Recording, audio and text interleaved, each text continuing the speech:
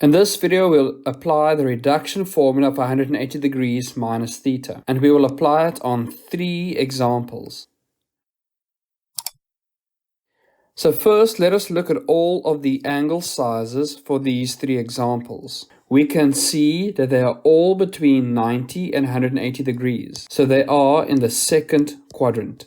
And in a previous video, I explained the reduction that happens in the second quadrant is 180 degrees minus theta. We also know from previous videos that only sine would have a positive value in the second quadrant.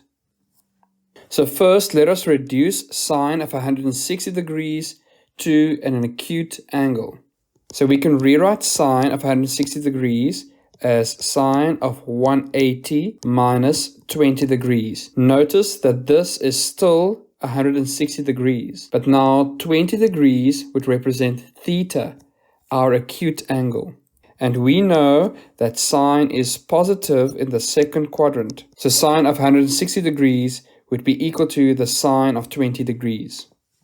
Next, we have the cosine of 140 degrees. And that can be rewritten as the cosine of 180 minus 40 degrees.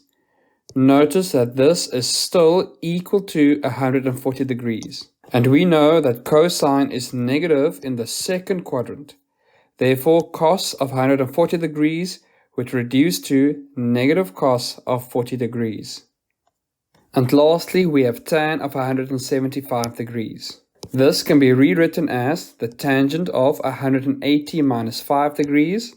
And we know that tan is negative in the second quadrant. Therefore, tan of 175 degrees would reduce to negative tan of 5 degrees.